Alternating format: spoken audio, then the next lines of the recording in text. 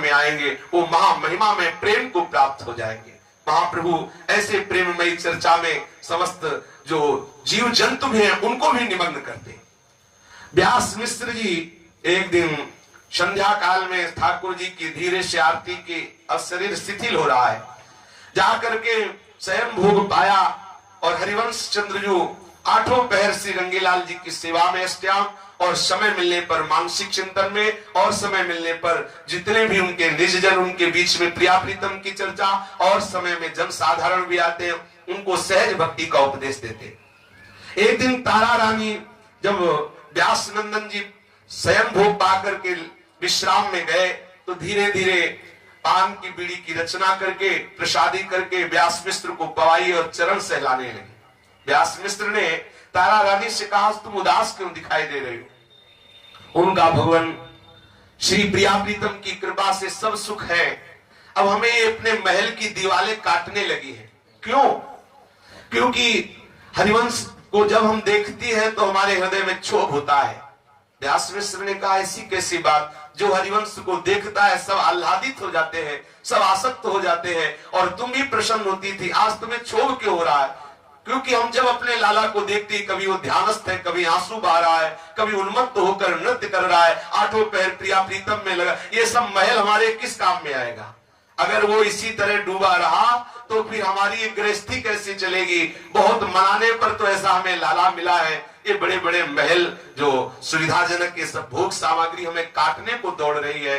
तो आप चाहती क्या हो? हम चाहते हैं कि हमारे लाला का ब्याह होना चाहिए, हरिवंश चंद्रजू का ब्याह होना चाहिए। बोले धैर्य रखो, अभी कोई बड़ी अवस्था थोड़ी हो गई, अभी तो 15 और 16 वर्ष के बीच की अवस्था है, कोई सुंदर लड़की मिलेगी तो ब्याह कर देंगे। देवन बड़ा नगर है। एक दिन भगवत इच्छा से वंशी की मोहिनी शक्ति, वंशी प्रभु की शक्ति और वंशी की मोहिनी शक्ति जो सबको आकर्षित करती है, वो एक बहुत तपस्वी ब्राह्मण देवन में वास करते थे। प्राय एकांतिक हृदय से श्री प्रिया प्रीतम के चिंतन में लगे रहते। उनके यहाँ एक बहुत ही सुशील सुंदर कन्या का प्रादुर्भाव हुआ। आश्चर्य की बात की प्रादुर्भाव जब कन्या का हुआ तो मां पधार गई। अब वो जो अकिंचन तपस्वी महात्मा ब्राह्मण देव हैं उस पुत्री का पालन पोषण किया। उनका नाम रखा गया रुक्मिणी जी। बहुत ही सुंदर, बहुत ही सुशील और ऐसा सौम्य स्वभाव कि संपूर्ण परिवार के और जो जन है उनको ऐसा दुलार करते कि उनको कभी ऐसा आभास ही नहीं हुआ कि हमारी मां जन्म देते ही पधार गई। कभी कभी वो ब्राह्मण देवता जो रुक्मिणी जी के पिताजी थे वो कभी कभी बाहर चले जाते, जो उनके भक्त लोग थे वो कुछ उनकी सेवा कर देते, बस उसी से वो अपना परिवार चलाते। वो क्या निरंतर भजन परायण रहते, श्री श्यामा श्याम के चरणारविंद का चिंतन करते। जब उनकी ये बेटी 13 वर्ष की हुई, पहले बहुत छोटी अवस्था में ब्याह, 10, 12, 13, आखिरी बस इसी तक हो जाता था, तो उनके मन में चिंता हुई कि हमारी ऐसी सुशील और बड़ी तेजस्विनी जो एक कन्या है, किसी से बोलती नहीं, किसी की तरफ देखती नहीं, इतनी बहुत सुशील साध्वी कन्या के लिए सुंदर वर मिलना चाहिए। पिता वर की खोज के लिए निकले तो उसी देवन में ही जिस नगर के एक क्षेत्र में व्यास मिश्र रहते थे, दूसरे क्षेत्र में यद्यपि महिमा सुन रखी थी क्योंकि रंगीलाल जी का प्रादुर्भाव और बड़े बड़े अद्भुत आश्चर्य में कार्य हुए थे, और उनके मन में कभी नहीं आया कि क्या हमारी बेटी का ब्याह हरिवंश चंद्रजू से भी हो सकता है। क्यों सोच ही नहीं सकते। कहा उनका वो अकिंचन जीवन और कहा राजा महाराजाओं जैसे ठाठ, क्योंकि जिनको सिकंदर अपने सिंहासन के समीप आचार्य पदवी पर विराजमान करता, उनके पास क्या कमी? व्यास मिश्र के पास कोई कमी तो थी नहीं। तो उसी मोहल्ले के ब्राह्मण के यहाँ ब्राह्मण देवता गए, उन्होंने उठकर आदर किया और कहा आज बहुत दिनों बाद आए, कैसे आगमन हुआ? बोले आप जानते हैं कि प्राय हम बाहर नहीं निकलते, अपने एकांत में श्री श्यामा श्याम के चिंतन में रहते हैं, पर हमारी बेटी सयानी हो रही है, अब कन्यादान करने के लिए हमारे मन में बार बार प्रेरणा हो रही, आपकी नजर में कोई बालक हो तो बताओ। बोले हो क्या है? व्यास मिश्र के हरिवंश चंद्र जो है आप देखिए, ऐसे महान सौंदर्य स्वरूप, ऐसे सुशील, ऐसे प्रेम स्वरूप और अद्भुत ऐश्वर्य भी उनके यहाँ है।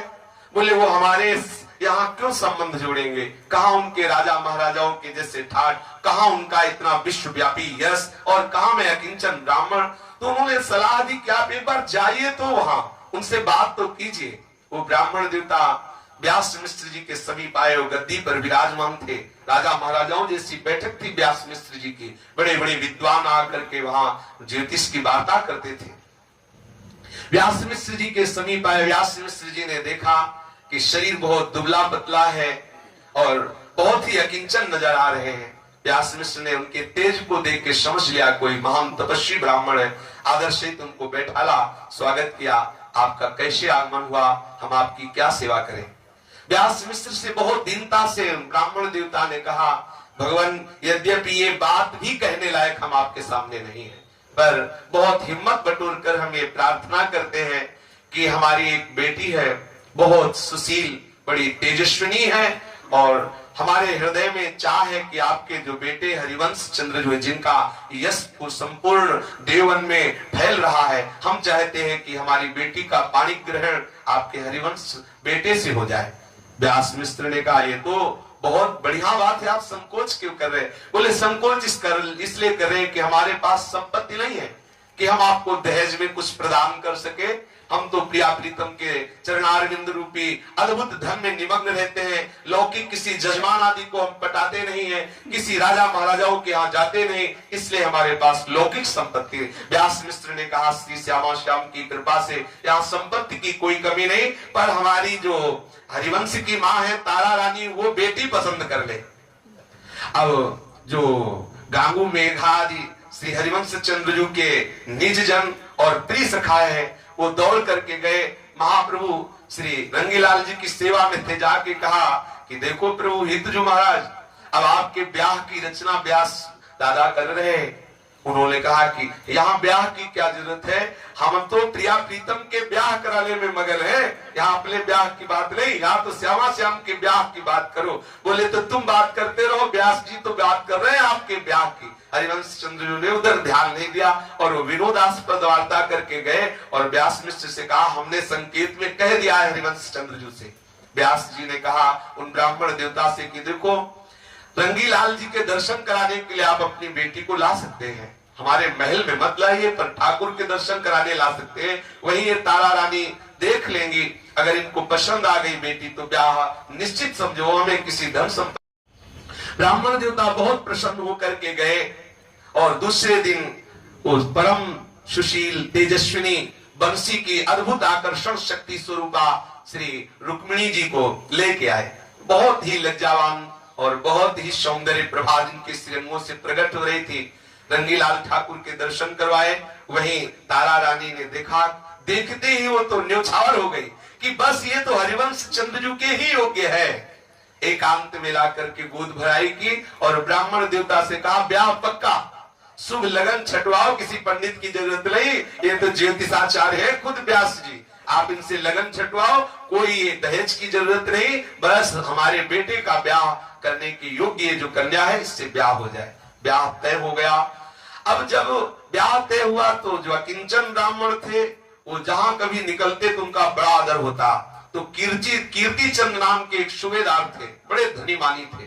व्यास मिश्र उनसे मित्रता का व्यवहार रखते थे।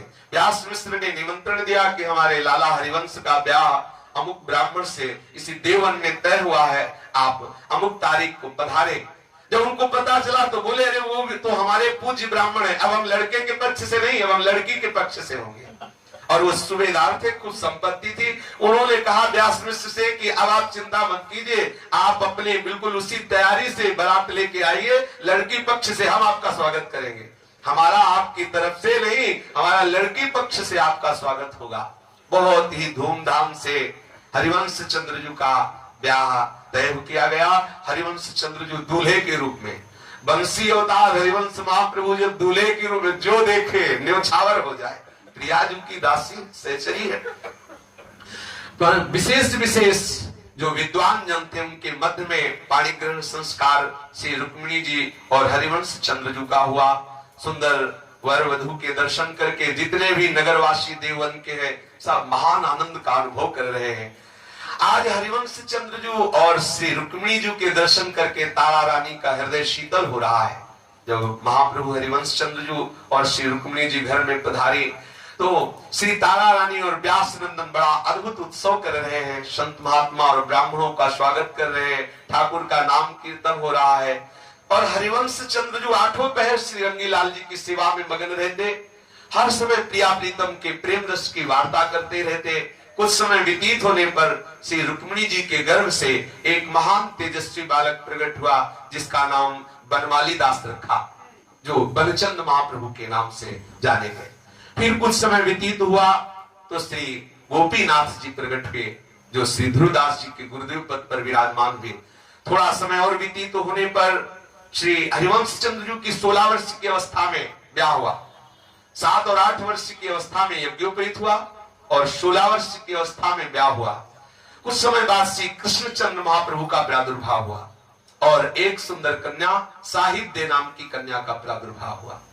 श्री बनचंद महाप्रभु, श्री गोपीनाथ महाप्रभु, श्री कृष्णचंद्र महाप्रभु और साहित्य नाम के 4 संतानें हुई। समय किसी के अधीन नहीं रहता। श्री व्यास मिश्र और तारा रानी वयोवृद्ध हो गए थे। धीरे धीरे काल का समय नजदीक आया। जब शरीर का समय पूरा हुआ तो व्यास नंदन की कृपा से व्यास मिश्र और तारा रानी श्री निकुंज श्री श्यामा श्याम की चरण सेवा दासी स्वरूप से निकुंज धाम में पधार गए। अब सारा का सारा भार हरिवंश चंद्र जी के ऊपर। छोटे छोटे बालक हैं, उनका पालन पोषण रुक्मिणी जी कर रहे हैं। हरिवंश चंद्र जो आठों पैर श्री श्यामा श्याम के लाड़ दुलार में लगे हुए हैं। जहां सभा एकत्रित होती, अद्भुत प्रेम रस की वार्ता, अद्भुत श्यामा श्याम के प्रेम रस में निमग्नता, रोज का रोज विरह बढ़ने लगा। हरिवंश चंद्र जी के हृदय में विरह बढ़ने लगा। हा वृंदावन, हा वृंदावन, हा प्यारी जू, मुझे कब वृंदावन बुलाएगी। ऐसे कभी कभी ऐसे बेसुध हो जाते कि ये रुक्मिणी जी देख करके विकल हो जाती कि हमारे प्रीतम को हो क्या रहा है। महाप्रभु सेवा करते करते श्री रंगीलाल की कभी पुकार उठते, हा वृंदावन, हा वृंदावनेश्वरी, कब हमें वृंदावन बुलाया जाएगा। प्यारी जो आपकी कृपा कोर के बिना हमें वृंदावन कैसे मिल सकता है। ऐसे विरह पूर्वक वृंदावन की पुकार करने लगते। धीरे धीरे बनचंद महाप्रभु बड़े हुए, उनका ब्याह किया। फिर गोपीनाथ महाप्रभु का ब्याह किया और बनचंद महाप्रभु को समर्पित किए कि देखो ये जो संतान है, मतलब कृष्णचंद साहेब देव और गोपीनाथ, इन सबको पिता की तरह तुम इनका पालन पोषण करो। रुक्मिणी देवी को बुलाया और कहा हमारी अब आंतरिक इच्छा हो रही कि सब सेवा कार्य इन बनमाली दास जी को और गोपीनाथ जी को समर्पित करके हम अपनी प्यारी जी को रिझाने के लिए श्रीधाम वृंदावन का वास स्वीकार करें। एक दिन ऐसा ही हुआ कि वो विचार मगन ही थे कि प्यारी जू प्रकट हुई और हरिवंश चंद्र जी से कहा। प्यारी जू ने प्रकट होकर हरिवंश चंद्र जी को आज्ञा दी कि अब आप देववन से श्री वृंदावन धाम के लिए प्रस्थान करें, क्योंकि वृंदावन धाम की अद्भुत लीला और अद्भुत रहस्य को प्रकट करने के लिए आप प्रकट हुए हो। तब श्री श्यामा आज्ञा दई, वृंदावन ही चलो रसमयी, चले आप सब छाड़ी के इष्ट बचन रसलीन, मार्ग चलत जो श्रम भयो, सांझ बसेरो की। रुक्मिणी जी को बुलाया और बोले देखो हम आपसे कह रहे थे कि हमारा मन वृंदावन की तरफ खिंच रहा है।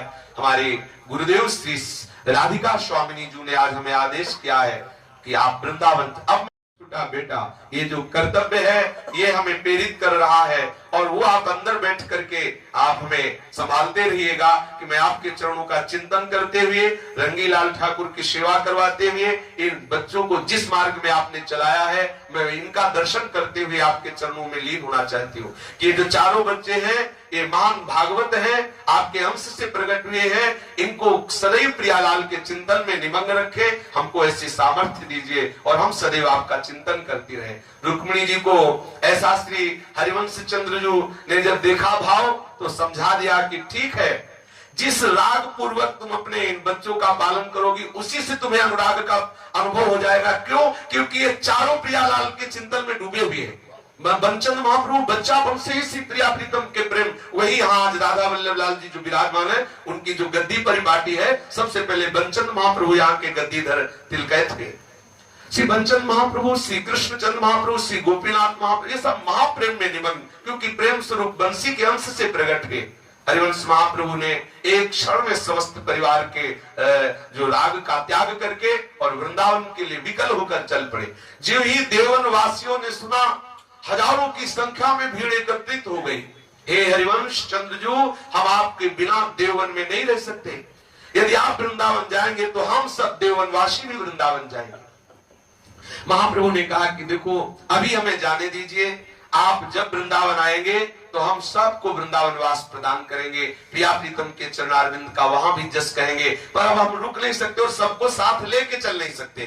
तो प्रधान जो महाप्रभु श्री हरिवंश चंद्र जी को अतिशय प्राणों से भी बढ़कर प्यार करने वाले थे, नारमल जी, विठल दास जी, मोहन दास जी, पूरन दास जी, प्रियादास जी, पंडित हरिदास जी, प्रमोदानंद जी, गांगू जी, गोविंदा जी, रंगा जी, मेधा जी, सेवादास जी और किशोर जी, गोपाला जी, ऐसे बड़े बड़े प्रेमी भक्त महाप्रभु के मना करने पर भी पीछे नहीं हटते और चित्कार करते हुए रोते हुए कि प्रभु हम जीवित नहीं रह सकते आपके बिना।